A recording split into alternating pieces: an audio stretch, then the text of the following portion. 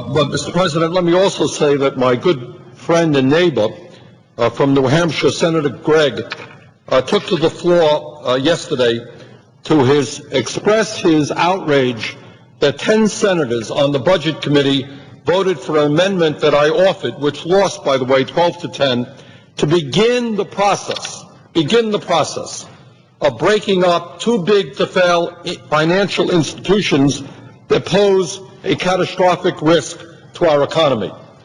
And quite frankly, after listening to Senator Gregg's statement, I wonder with all due sincerity what planet he is living on. Apparently, he has missed the fact that due to the greed, the recklessness, and the illegal behavior of Wall Street, that the American people continue to suffer through the worst economic crisis since the Great Depression. The damage done by Wall Street in bringing this economy to a grinding halt is incomprehensible. Millions of people having lost their jobs, their homes, their savings. Young people trying to go out to the job market to begin a career in their lives, unable to do that because of the greed of Wall Street. And the fact that just yesterday we could not get one Republican vote to proceed to begin the debate on how we finally reform Wall Street is beyond my comprehension. This debate needs to be going forward, and we need to pass underline strong legislation that makes sure that what happened a year and a half ago never, ever happens again.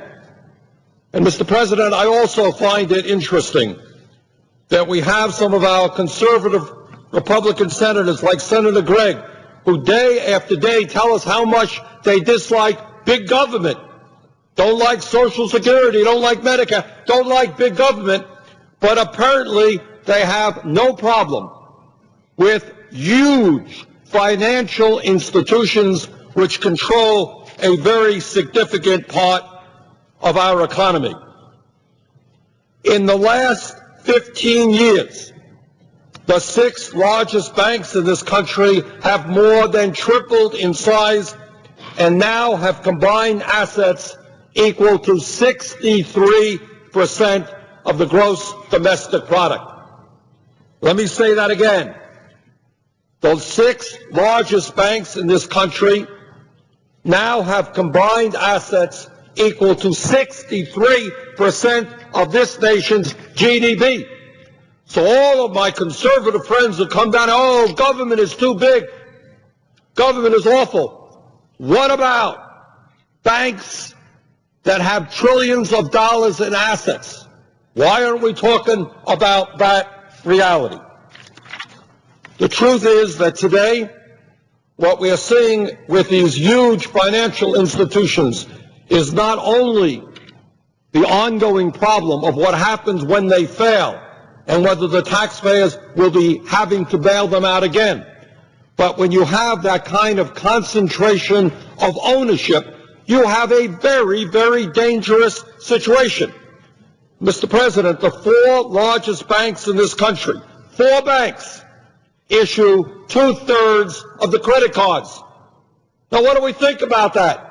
Everybody in the world has a credit card. 4 banks issue 2/3 of that.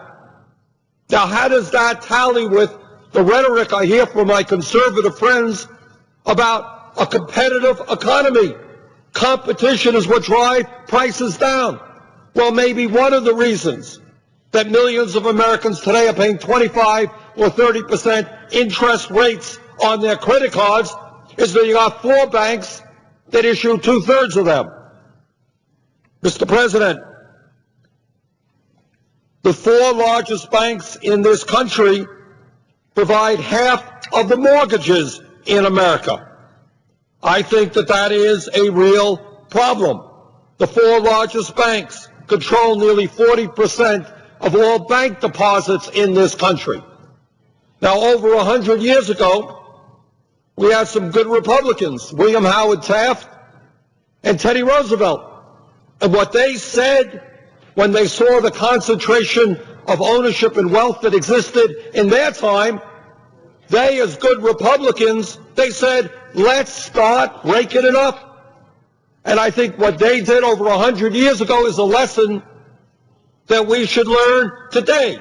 If a financial institution is too big to fail, that financial institution is too big to exist, and the time is now to start breaking them up. Mr. President, this idea of starting to break up large financial institutions is not just an idea that Bernie Sanders had. It's not just an idea that an amendment offered by Senators Brown and Kaufman is going to speak to. It's an idea that is spreading all over this country. I would point out to you that the presidents of 3 regional Federal Reserve banks also support the need to start breaking up large financial institutions. And they are James Board, who is the president of the Fed in St. Louis, Thomas Honig, the president of the Fed in Kansas City, and Richard Fisher, the president of the Fed in Dallas, Texas. And they are all in general agreement that we have got to start breaking up these large financial institutions. Mr. President,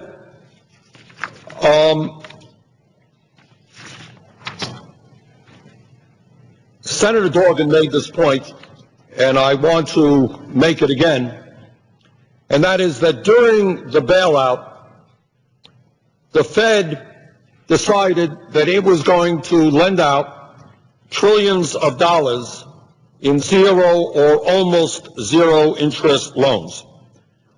And when Chairman Bernanke came before the Budget Committee on which I serve, I asked him what I thought was a pretty simple and straightforward question, and that is, Mr. Chairman, can you tell me and the American people who received these loans?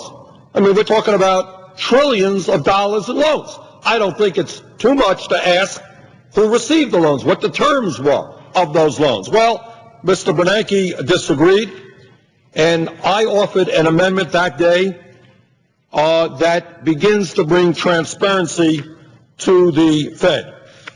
And that amendment is called the Federal Reserve Sunshine Act. And I am happy to say, Mr. President, that it has 32 co-sponsors. Interestingly enough, 22 of them are Republicans, 10 are Democrats. And they are Senator Barrasso, Bennett of Utah, Boxer, Brownback, Burr, Cardin, Chambliss, Coburn, Cochran, Cornyn, Crapo, DeMint, Dorgan, Feingold, Graham, Grassley, Harkin, Hatch, Hutchinson, Inhofe, Isaacson, Landrieu, Leahy, Lincoln, McCain, Murkowski, Risch, Thune, Vitta, Webb, Wicker, and Wyden. That is quite a cross-section of political views in favor of bringing transparency to the Fed. And, Mr. President, what my amendment will do, and we intend to bring that amendment to the floor during this debate, is in fact would require the Federal Reserve to release all of the details about the more than $2 trillion in zero-interest loans that the Fed provided to large financial institutions. And also, it would call for a GAO audit of the Fed. And the bottom line there, Mr. President, is that it is imperative that the GAO conduct an independent and comprehensive audit of the Federal Reserve within 1 year. And that's what our amendment does. It requires the Federal Reserve to disclose the names of the financial institutions that received over $2 trillion in virtually zero interest loans since the start of the recession. And, Mr. President, this is an amendment that I think millions of people want. And what's interesting about it is you talk about bipartisanship or tripartisanship. This amendment, both in the House and the Senate, brings together some of the more conservative members and some of the more progressive members. In the House, this language is supported by former colleague Ron Paul, and I'm introducing it here in the Senate. And that, my friends, is a very significant disparity in political views. But we do agree that the Fed needs transparency. So, Mr. President, let me conclude by simply saying this. The time is now for the United States Senate to begin to deal with the greed, the recklessness, and the illegal behavior on Wall Street. The American people have demanded action since this crisis began, and we owe it to them to deliver. And as we proceed with Senator Dodd's piece of legislation, which I think has many, many very positive attributes, I think our goal as the debate continues is to make it even stronger. And in that regard, as I've just mentioned, I will be bringing forth an amendment dealing with Fed transparency. I will be bringing forth an amendment which will put a cap on the interest rates that banks can charge.